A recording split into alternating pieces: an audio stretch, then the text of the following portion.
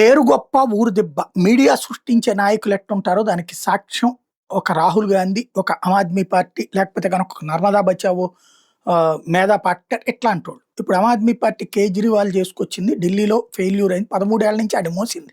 వాడు చేసిన తప్పులన్నిటి కవర్ చేసింది. వాడి అవినీతిని కూడా సమర్థించుకొచ్చింది. ఎందుకంటే వాడు వీళ్ళని అవినీతి సామ్రాజ్యంలోకి తీసుకెళ్ళాడు. ఒకప్పుడు మీడియా, నేషనల్ మీడియా అంటే స్ట్రాంగ్‌గా బాధ్యతగా ఉండేది. వాళ్ళందరికీ అడ్వర్టైజ్‌మెంట్‌ల పేరుతో బాగా వాళ్ళని కొనేసారు.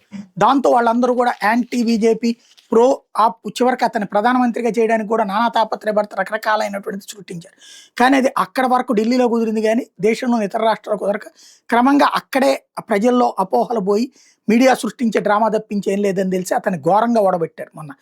ఇప్పుడు ఆమ్ ఆద్మీ పార్టీ వచ్చేటప్పటికి పంజాబ్‌లో అధికారంలో ఉంది. అక్కడ ఇంపాక్ట్ ఆనాడు పంజాబ్‌లో కూడా పనికొచ్చింది. పంజాబ్‌లో బీజేపీ వీక్‌గా ఉండటం, కాంగ్రెస్ పార్టీలోనేమో కుటుంబాల పోర్లు వీటన్నిటి మధ్యన అక్కడ సక్సెస్ అయింది.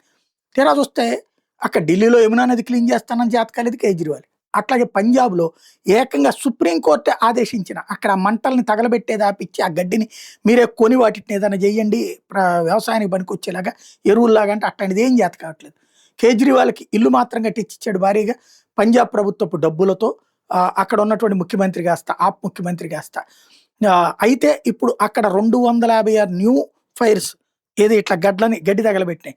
టోటల్‌గా చూస్తే 2518 లాస్ట్ 6 డేస్‌లో జరిగినటువంటి పొలాల్లో గడ్డిని తగలబెట్టడం. అవే ఇప్పుడు ఢిల్లీని వాయు కాలుష్యం వైపుకి తీసుకెళ్తుంది. అంటే సుప్రీం కోర్ట్ ఆదేశం ఇచ్చినా పట్టించుకునే పరిస్థితి లేదు.